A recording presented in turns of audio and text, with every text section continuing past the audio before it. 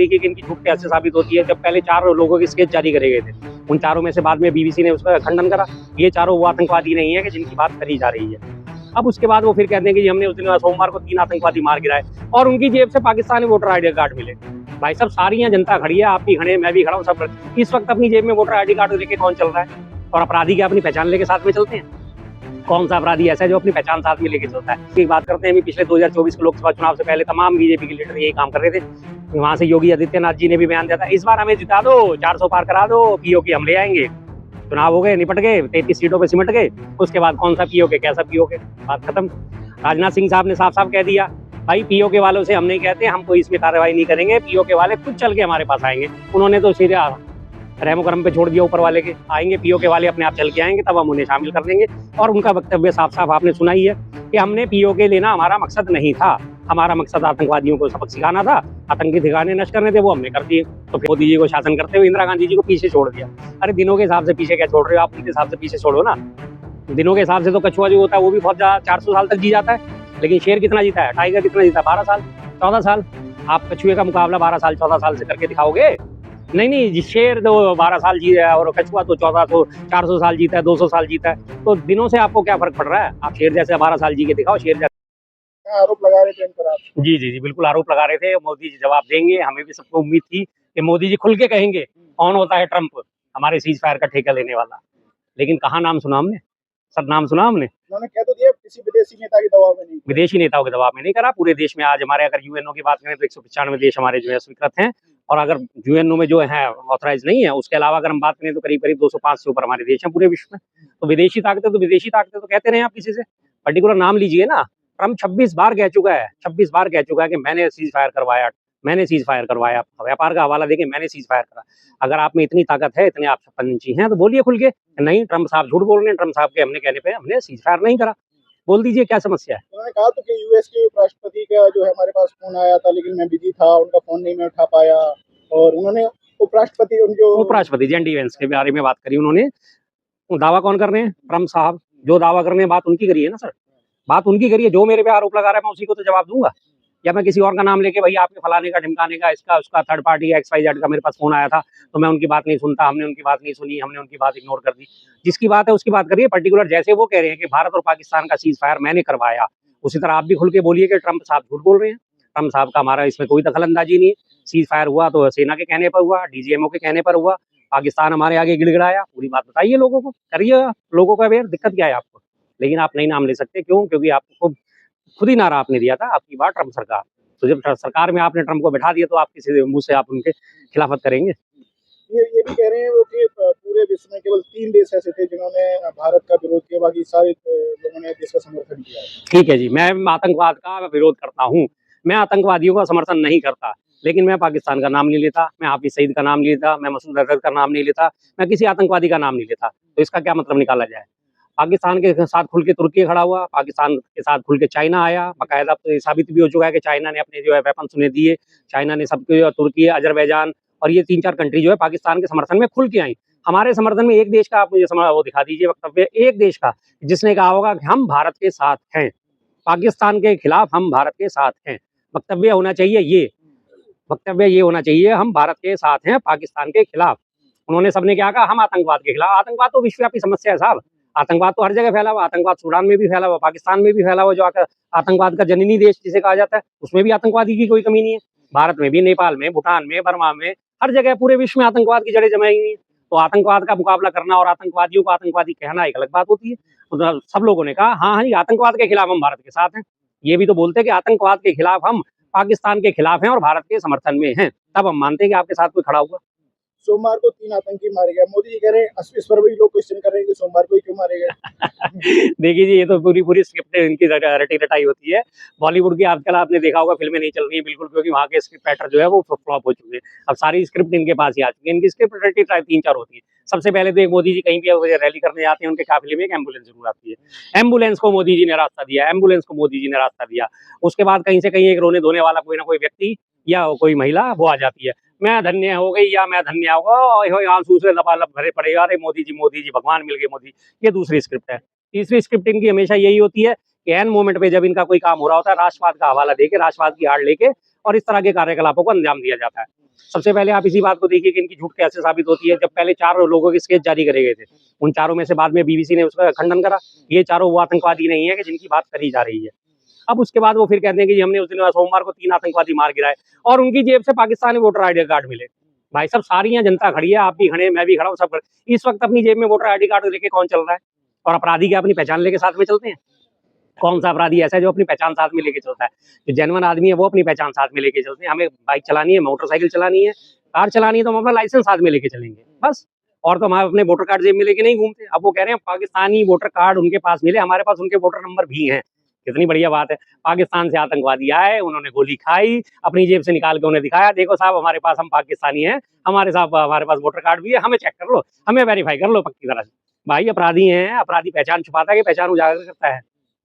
तो वो तो यही क्वेश्चन कर रहे हैं कि कांग्रेस जो है वो कहीं ना कहीं इस पर भी सवाल खड़े कर रही है, वो पाकिस्तानी थे या नहीं थे। बिल्कुल, मैं भी सवाल खड़ा कर रहा हूँ, इसमें क्या? जब आप इस बात को करते हो, डिनाई करते हो, आप बताते हो इस चीज को, किस तरह से बता रहे हो आप कि उनकी जेब से वोटर आईडी कार्ड मिले?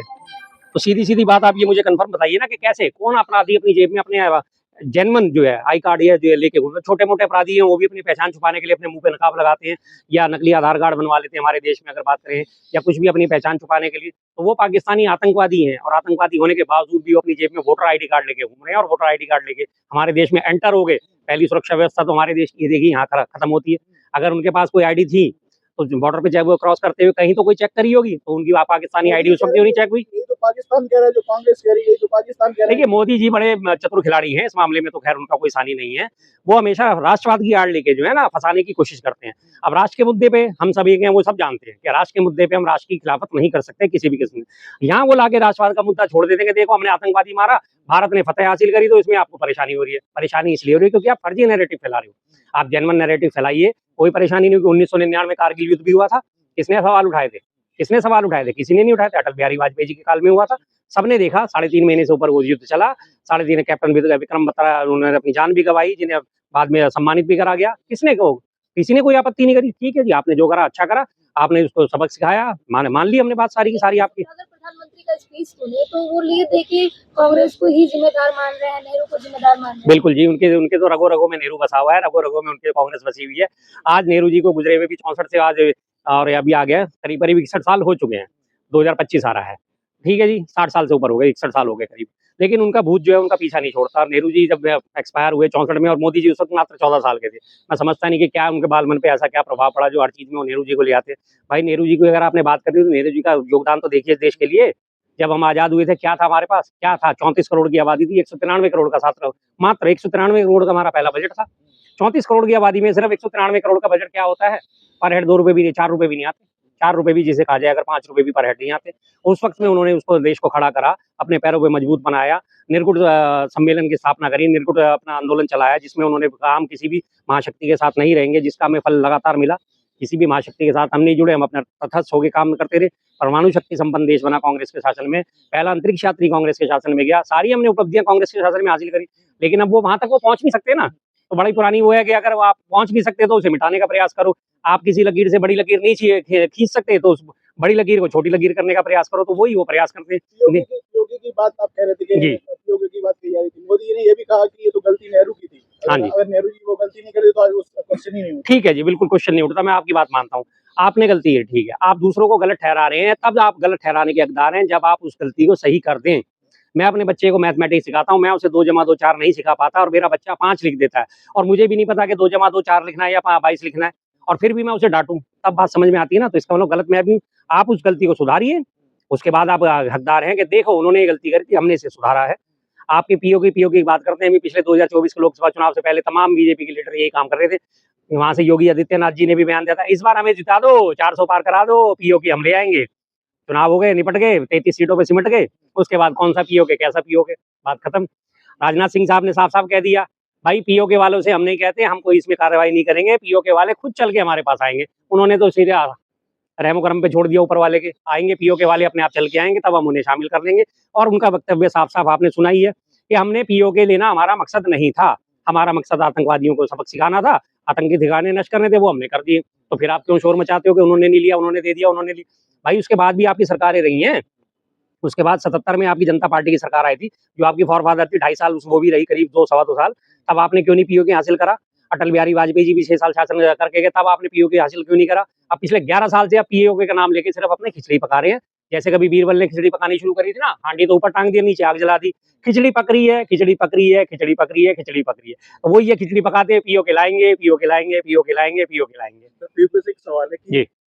सिंदूर ऑपरेशन के बाद कई सोशल मीडिया पे ऐसा कंपैरिजन ट्रेंड चल रहा था कि अगर इंदिरा गांधी आज होती तो पीओके हमारे हाथ में होता। जी। कितना आप इससे सहमत हैं? 100% सहमत हूँ सर, 100% सहमत हूँ। क्योंकि देखो इन सब कामों के लिए जब आपने देखा होगा कि हमारे डिफेंस अटैची ने भी बयान दिया था कि हमारे राजनीतिक नेतृत्व ने हमारे हाथ बांध दिए थे, और वही राजनीतिक नेतृत्व इंदिरा गांधी जी का था जब उन्होंने सैम मानेकशॉ जी को साफ-साफ खुली छूट दे दी थी।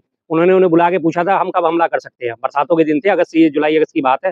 उन्होंने कहा मैडम इस वक्त बरसातें बहुत हो रही होती हैं, डेल्टा प्रदेश है वो बांग्लादेश का, तो वहाँ पे हमारी सेनाएँ फँस जाएँगी, दिक्कत आप थोड़ा-सा इंतज़ार करिए। उन्होंने कहा ठीक है। दिसंबर आया, उधर बर्फ पड़नी शुरू हुई थी, उधर वो डेल्टा प्रदेश खत्म हो चुका था, दलदली ज़मीन थी बांग्लादेश की। उसके बाद उन्होंने कहा अब हम बिल्कुल माकूल स्थिति में अब हम हमला कर सकते हैं। उन्होंने कहा ठीक है, प्रोसीड। 13 दिन में आप सब जानते हैं 3 दिसंबर को युद्ध शुरू हुआ था, 16 दिसंबर को पाकिस्तान के 2 टुकड़े हो गए थे। 13 दिन में पाकिस्तान की 13वीं कर दी थी। ये राजनीतिक नेतृत्व होता है। वही अमेरिका तब भी सुपर पावर था, 71 में सुपर पावर था अमेरिका तब भी उसने निक्सन साहब ने बोला कि नहीं जी यहाँ पे रोको वरना हम आपको जो है 7वां बेड़ा भेज देंगे। उन्होंने कहा ठीक है आप भेज सकते हैं, भेज दीजिए, मैं तो नहीं रुकने वाली, जो होगा वो होके ही रहेगा। ये राजनीतिक नेतृत्व होता है, ये इच्छा शक्ति होती है। राहुल गांधी ने ये भी कहा कि अभी मोदी जी का भाषण होने वाला है, अगर उनके अंदर 50% भी है इंदिरा गांधी जी का तो वो ये कह के दिखाएं कि ट्रम्प झूठ बोल रहा है। बिल्कुल सही बात कही है उन्होंने, बिल्कुल सीधा-सीधा दावा ठोका है, अच्छी बात है, इसे वास्तव में कहते हैं। और है वास्तव में उनमें, अगर वो कहते हैं कि इंदिरा गांधी, बड़ा आजकल प्रचारित करा जाता है 4078 दिन हो गए मोदी जी को शासन करते हुए, इंदिरा गांधी जी को पीछे छोड़ दिया। अरे दिनों के हिसाब से पीछे क्या छोड़ रहे हो आप, उनके हिसाब से पीछे छोड़ो ना। दिनों के हिसाब से तो कछुआ जो होता है वो भी बहुत ज़्यादा 400 साल तक जी जाता है, लेकिन शेर कितना जीता है, टाइगर कितना जीता है, 12 साल, 14 साल। आप कछुए का मुकाबला 12 साल 14 साल से करके दिखाओगे? नहीं, शेर तो 12 साल जी है और कछुआ तो 1400 400 साल जीता है, 200 साल जीता है। तो दिनों से आपको क्या फ़र्क पड़ रहा है? आप शेर जैसा 12 साल जी के दिखाओ, शेर जैसा जिगरा लेके पैदा करके दिखाओ, फिर आपको पता चलेगा कि आप में हकीकत है, किसमें हकीकत है।